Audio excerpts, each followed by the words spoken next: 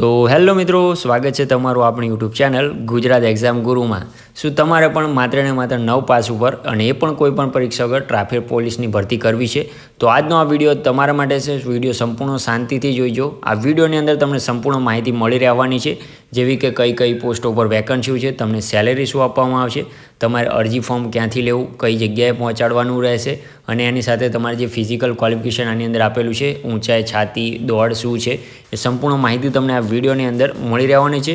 એ પણ ખાતરી આપી દઉં કે તમને આ વિડીયો જોયા પછી કોઈ પણ જાતનું ગૂગલ કે અન્ય વિડીયો જોવાની જરૂર નહીં પડે, કારણ કે બધી જ માહિતી તમને આ એક જ વિડીયોની અંદર મળી રહેવાની છે. તો ખૂબ જ સારી ભરતી છે. ટ્રાફિક પોલીસની આ ભરતી રહેવાની છે મિત્રો. માત્ર 9 પાસ છે અને કોઈ પણ પરીક્ષા વગર છે. છેલ્લી તારીખ પણ ખૂબ જ નજીક છે.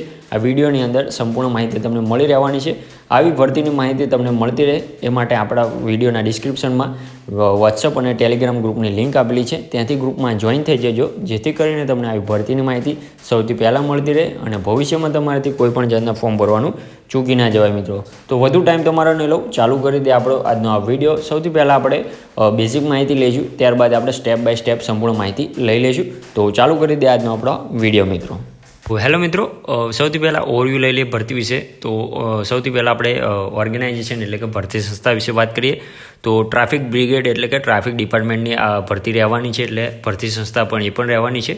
પોસ્ટની વાત કરીએ તો તમારું ટ્રાફિક બ્રિગેડ એટલે કે ટ્રાફિક પોલીસ તરીકે તમારી પોસ્ટ રહેવાની છે મિત્રો. વેકન્સીઓની વાત કરીએ તો ટોટલ 650 વેકન્સીઓ છે, જેની અંદર મેલ અને ફિમેલમાં કેટલી છે આગળ આપણે વિડીયોમાં ડિસ્ક્રાઇબ કરશું કે મેલ માટે કેટલી વેકન્સીઓ છે અને ફિમેલ માટે કેટલી છે. ઓકે, મોડ ઓફ એપ્લાયની વાત કરીએ તો કોઈ ઓફલાઈન છે. તમારે અરજી સ્થળેથી અથવા તો આપણે જે વોટ્સઅપ અને ટેલિગ્રામ ગ્રુપ છે એની અંદર હું મૂકી દેવાનો છું જે આનું અરજી ફોર્મ છે. તો એ અરજી ફોર્મ ડાઉનલોડ કરી અને એની સાથે જે ડોક્યુમેન્ટ એ પણ હું વિડીયોમાં જણાવીશ કે કયા ડોક્યુમેન્ટ અટેચ કરીને કઈ જગ્યાએ કયા સરનામે મોકલવાના છે, તો ત્યાં તમારે મોકલવાના રહેશે. ઓકે, તો એ સંપૂર્ણ માહિતી આપણે સ્ટેપ બાય સ્ટેપ લઈ લેવાના છે, એટલે વિડીયો એન્ડ સુધી જોજો, સ્કીપ કરી દેતા નહીં. જોબ લોકેશનની વાત કરીએ તો ગુજરાતની અંદર જ તમારું જોબ લોકેશન રહેવાનું છે. અને સેલેરીની વાત કરીએ તો એઝ પર પોસ્ટ રહેવાની છે. કે 300 થી 350 રૂપિયા આપે છે પર ડે, અને ઓટી ગણીએ તો પછી 14 થી 15,000 રૂપિયા તમારી સેલેરી આની અંદર રહેવાની છે મિત્રો. ઓકે, એલિજિબલ ક્રાઇટેરિયા એટલે કે એજ્યુકેશન ક્વોલિફિકેશનની વાત કરીએ એટલે સૌથી પહેલાં તો થંબનેલમાં તમને જણાવી દીધું છે ટ્રાફિક બ્રિગેડની આ ભરતી છે અને માત્ર ને માત્ર 9 પાસ તમારે આની અંદર માગેલું છે મિત્રો. અને સેલેરીની વાત કરીએ તો 14,800 તમારે આની અંદર સેલેરી રહેવાની છે. કે બધું ઓટી અને બધું ગણતરીની વાત થાય. તો એની પહેલાં એજ્યુકેશન ક્વોલિફિકેશન માત્ર આ 9 પાસ જ છે, પરંતુ ફિઝિકલ ક્વોલિફિકેશન આમાં વધુ માગેલી છે. ઓકે, તો એ પણ શું છે જોઈ લે. તો આની અંદર ઊંચાઈ માગેલી છે મેલ અને ફિમેલ માટે. તો SC, ST અને OBC માટે 162 સેન્ટીમીટર માગેલી છે, જ્યારે જનરલ કેટેગરી માટે 165 સેન્ટીમીટર તમારી ઊંચાઈ માગેલી છે. ત્યારબાદ જે ફિમેલ માટે કેટેગરીની છે એની માટે SC, ST અને OBC માટે 150 સેન્ટીમીટર ઊંચાઈ માગેલી છે અને જનરલ માટે 155 માગેલી છે. ઓકે, તો એવી જ રીતે વજનની વાત કરીએ મિત્રો તો પુરુષ માટે 55 કિલો વજન માગેલો છે, જે સંપૂર્ણ બધી કેટેગરી માટે એક જ રહેવાનું છે, અને ફિમેલ માટે 45 કિલો વજન આમને માગેલો છે. ઓકે, દોડની વાત કરીએ તો આની માટે તમારે એક દોડ પણ આવશે, 800 મીટરની દોડ આવશે, જેને તમારે 4 મીટરમાં પૂરી કરવાની રહેશે મેલ ઉમેદવારો માટે.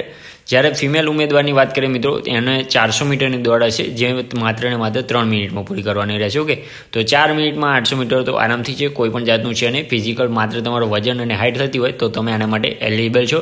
9 પાસ ઉપર આ ભરતી છે, તો ખૂબ જ સારી એવી ભરતી છે. આવી જ ભરતીના અપડેટ તમને આપણી ટેલિગ્રામ અને વોટ્સઅપ ગ્રુપમાં મળતા રહે, તે માટે આપણે વિડીયોના ડિસ્ક્રિપ્શનમાં આપણે આપણા વોટ્સઅપ અને ટેલિગ્રામ ગ્રુપની લિંક આપેલી છે, ત્યાંથી ગ્રુપમાં જોઈન થઈ જજો, જેથી કરીને તમને આવી ભરતીની માહિતી સૌથી પહેલાં મળતી રહે. તો એની પહેલાં એજ લિમિટેશન શું છે એ પણ જોઈ લઈએ મિત્રો. તો મિનિમમ 18 વર્ષ માગેલા છે અને મેક્સિમમ 40 વર્ષ માગેલા છે. ઓકે, તો 18 થી 40 વર્ષ તમારે આની માટે એજ લિમિટેશન રહેવાની છે, પરંતુ જે આની અંદર છૂટછાટ આપવામાં આવે છે OBC ને 3 અને SC, ST ને 5 વર્ષ એ પણ તમને આની અંદર મળી રહેવાની છે. તો ખૂબ જ સારી એવી ભરતી છે. હવે વાત કરીએ વેકન્સી ડિટેલ કેટલી છે. તો મેલ ઉમેદવારોની વાત કરીએ તો 650માંથી 436 વેકન્સીઓ મેલ ઉમેદવારો માટે છે, અને ફિમેલની વાત કરીએ મિત્રો તો 214 ફિમેલ માટે વેકન્સીઓ ખાલી છે મિત્રો. ઓકે, એપ્લિકેશન ફીની વાત કરીએ તો તમારે કોઈ પણ જાતની એપ્લિકેશન ફી ભરવાની નથી, માત્ર તમારું અરજી ફોર્મ તમારે ત્યાં પહોંચાડવાનું રહેશે.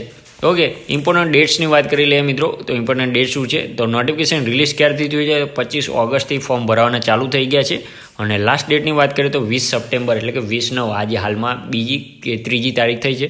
તો 20 સપ્ટેમ્બર સુધી તમે ફોર્મ ભરી શકો છો મિત્રો. ત્યાં સુધી તમારે પહોંચાડવાના રહેશે. ક્યાં પહોંચાડવાના રહેશે એ પણ તમને હું નીચે ડિટેલમાં જણાવું છું કે કયા સરનામે તમારે પહોંચાડવાના રહેવાના છે મિત્રો. તો આની અંદર સિલેક્શન પ્રોસેસ મહત્ત્વની વસ્તુ છે. શાંતિથી સાંભળજો, ના સમજાય તો બીજી વાર રિવાઇન્ડ કરીને સાંભળજો, કારણ કે મહત્ત્વની વસ્તુ આ છે. ઓકે, આની અંદર કોઈ પણ જાતની એક્ઝામ છે ને આપણે થંબનેલમાં જણાવી દીધું છે. માત્ર ને માત્ર તમારે જે ડોક્યુમેન્ટ છે 20 સપ્ટેમ્બર 2025 પહેલાં તમારે એડ્રેસ પર મોકલવાના રહેશે.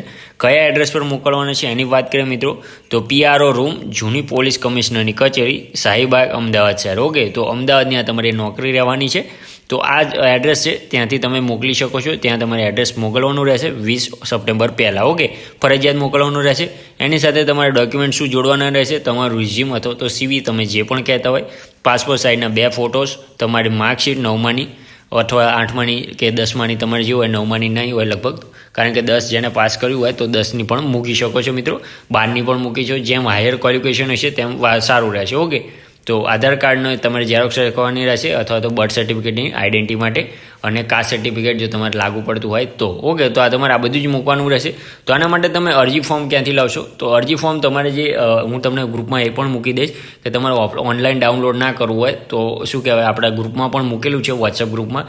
જો અહીંયાથી પણ તમારે ડાઉનલોડ ના કરવું હોય અથવા તો ટેલિગ્રામમાં પણ મૂકેલું છે, તો માત્ર તમે જે અમુક આપેલા છે એમને 4 થી 5 એડ્રેસ, ત્યાં જઈને તમે રૂબરૂ તમે ફોર્મ લઈ શકો છો અને ફોર્મ ભરી અને ત્યાં ડોક્યુમેન્ટ આપી શકો છો. ઓકે, તો એ પણ હું ટેલિગ્રામ અને વોટ્સઅપ ગ્રુપમાં મૂકી દઈશ કે તમારે ઓફલાઈન ફોર્મ ક્યાં અવેલેબલ છે.